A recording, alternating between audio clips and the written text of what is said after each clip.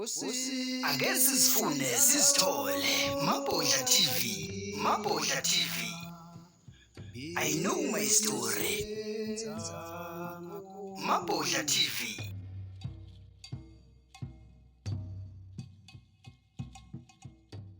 Hhayi-ke asibingelele-ke kumagumbamane South Africa, iningizimu, intshonalanga, inyakatho, impumalanga, ngani zakwethu siyabingelela. Namhlanje sifisa ukugxila kakhulu laphana endabeni yobumnyama because abantu abaningi banokudideka. Ubumnyama lobu buyini?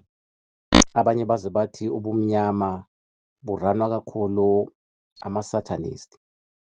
Kepha-ke namhlanje sifisa ukuthi sike sigxile kulolu hlelo lokuthi buyini ubumnyama.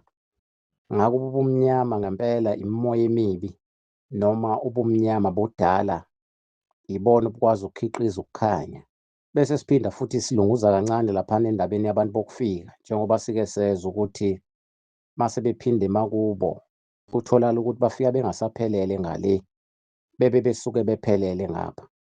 Forward umolelanga asikubingelele kulolu hlelo, ake sifune sithole ukuthi singobani thina. Baba Mabhodla, angibingelele ngiphinde ngibingelele nabalandeli be-Ake Sizifune Sizithole. Wathinta indaba enkulu engihlale ngiyikhuluma kakhulu nabantu, indaba ethinta ubumnyama. Kakhulukazi noma esikhathini esiningi kujwayelekile ukuthi kwazeke ubumnyama njengento kaSathane, ubumnyama baziwe njengento engalungile. Ake sikhulume nje iqiniso nje lihlale obala ingane zakwethu, ubumnyama suke libenzela ijastiki ngamabomu. Ubumnyama abusibona obukaSathane. Ubumnyama yonke into ekhona emhlabeni iqhamuka kuphi? Ebumnyameni. Ngoba umntwana omncane uma ehleli esibelethweni sikamama wakhe kusuke kumnyama esibelethweni sikamama wakhe. Kanjalo noma uthandaza ucela impumelelo noma ufisa ukuthi izinto zakho zihamba kahle, kumele wenze njani? Kumele uguqe uvale amehlo, kube mnyama kuphi? Emehlweni. Lokho kuveza ngokusobala amandla obumnyama ukuthi yonke into iqhamuka ebumnyameni. Even ngisho noma ufunda iBhayibheli lona leli elithandwa kakhulu amakholwa, liyaveza leyanto ukuthi emhlabeni ingakabi bikho lutho kwakumnyama. Kushuthi ngamanye amazwi nethi kwakunobusathane uma siqhakambisa indaba yokuthi ubumnyama obukaSathane. Kujwayelekile-ke isikhathi esiningi uSathane abekwe njengonkulunkulu wobumnyama, kodwa ubumnyama ubukamenzi wezulu nomhlaba, ngoba yonke into ekhona ewukhanya iqhamuka kuphi? Ebumnyameni. Kudala kungakabi bikho lutho, imilando namathora amaningi ayaveza ukuthi kwakubumnyama. Kwase kwavela ini? Ukukhanya.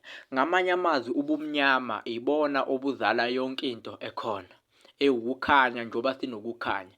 Yingakho noma umzimba wakho usukhathele, usudinga ukuthi uphumule, kufaneleni? Kufanele ukuthi uhambe uyolala uvale amehlo, then kube njani? Kube mnyama. So ubumnyama buyinto ebalulekile. Ingakho nathi emasikweni ethu kunezinto ezibalulekile ezingenziwa umveli kuqala elapha phezulu. Kunezinto noma kunamasiko agcinwa ebusuku kumnyama ukuze abantu bezokwenzani? Bezozuza impumelelo, ukukhanya lokhu abasuke bekufuna. Injalo impela baba, nezikhohlakali futhi nazo ziyabusebenzisa ubumnyama ukwenza imikhuba yazo ethize ngoba besuke befuna ukuzuza izinto ezithile. So ubumnyama, ngingasho ngithi ubumnyama ibona obuzala ukukhanya buphinde buzale nempumelelo, ngoba kunezinto ongeke uzenze emini kabha, kodwa kunempumelelo kufanele ube semnyameni ukuze uyizuze, uzuze ini? Ukukhanya. Lokho kumele sikuhlukanise. Ingakho siyaye sithi uSathane noma unkulunkulu wobubi. Ingakho sisebenzisa ukuthi uSathane ungunkulunkulu wobubi, not ubumnyama. Kodwa usebenzisa ini? Ubumnyama kakhulu ukuze enjani? Engabonwa. Kufana nomuntu ofuna ukwenza ukuganga. Angeke ukwenza ukuganga abantu bebona. Uzofuna indawo ecashile emnyama la ongeze ukubonwa khona, kodwa empeleni ubumnyama buyinto okuyiyo ezala ukukhanya nempumelelo. Yingakho sinamasiko ekufanele siwenze ebusuku singawenzi kumnyama. Kufana nabantu engiye ngibafundise ukuyonika olwandle. Ngihlezi ngibatshela ngaso sonke isikhathi ukuthi uma uyonikela olwandle kubalulekile ukuthi uyonikela ebusuku ngo-12 o'clock ebusuku. Usuke uyocela impumelelo, uyocela ukukhanya, unikelele nabantu bakini ngezithelo nangendlela engangisho ngayo. So ubumnyama buyinto ebalulekile kakhulu ngoba nomuntu mekufanele ukuthi aphumule, umzimba uphumule, kufanele alale ukuze kube mnyama. Kanjalo nomuntu ofuna impumelelo, ofuna ukukhanya empilweni yakhe, izinto zihambe kahle, kufanele aguqe, avale amehlo, kube mnyama emehlweni akhe. Kanjalo nomntwana omncane umehlele esibelethweni sikanina usuke ehlele ebumnyameni. Ngamanye amazwi ubumnyama budala kunayo yonke into ekhona. Hhayi ngoba ubumnyama buyinto kaSathane noma buyinto yomubi. USathane siye sithi uNkulunkulu wobubi nenkohlakalo. Yabo, izinto eziningi nje eziye zenzike eziwukhohlakalo. Nalo leli gama elithi inkohlakalo, ngizoke ngingene kulo kancane ukuthi kwalona igama elithi inkohlakalo kahle kahle lithathelwe kuleli gama elithi okungakholakali. Izinto ezingakholakali. Leli gama elithi inkohlakalo nalo lithathelwe lapho. Baba Mabhodla, alukuyibeka lapho le ethinta ubumnyama. Asingeneni la kule abantu bokufika ukuthi mhlambe ngabe kudalwa yini ukuthi abantu bokufika njoba namhlanje njoba abanye kade behambile. Sizwile ukuthi abanye abafikanga bavelelwe zingozi, abanye bafike bengasaphelele. Ngihlezi ngikuveza kakhulu nakubantu ukuthi akusibona bonke abantu esihlangana nabo emadolobheni. Imoto emadolobheni ethu begcwele abantu bokufika.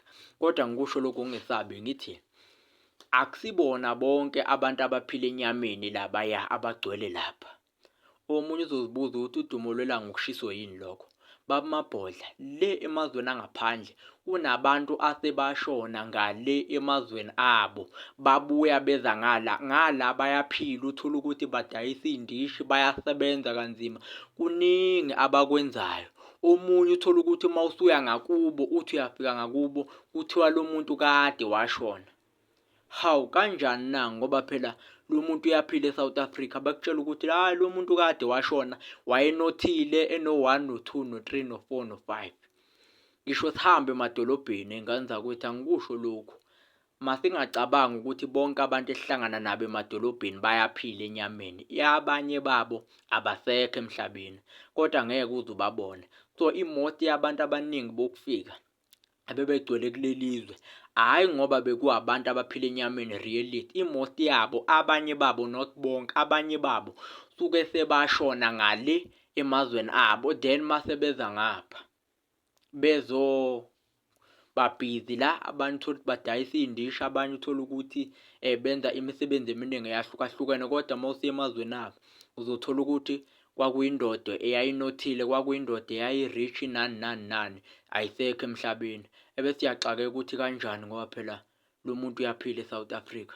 So Baba Mabhodla, injalo indaba. Ingakho-ke noma kuthiwa sebethathwa behanjiswa emazweni abo, abanye bafika bengasaphelele, abanye kwaginqika iy'moto, kwenzeka iy'ngozi. Hhayi ukuthini, it's because bekukhona nabantu abangaphili emnyameni akade bafa. Kanjalo angikusho lokhu ukuthi nale eNigeria, uma ungaya eNigeria, baningi abantu bakithi Baba Mabhodla bala eSouth Africa ongabafica eNigeria, othola ukuthi bayaphila, othola ukuthi babenothile la kulelizwe, bahamba bayolanda amandla abangazalwanga nawo emazweni angaphandle. Uthola ukuthi bayaphila khona uma ufika, uthola ukuthi babenothile la kulelizwe lakithi. Yilezo zimo ey'njalo zokuginqika kwey'moto, abantu befike bengasephelele emazweni abo, kudalwa yilezo zimo ey'njalo ukuthi akusibona bonke abantu esibabonayo la emhlabeni esihlangana nabo emadolobheni abaphila enyameni. Imoto yabo, abanye babo abasekho emhlabeni.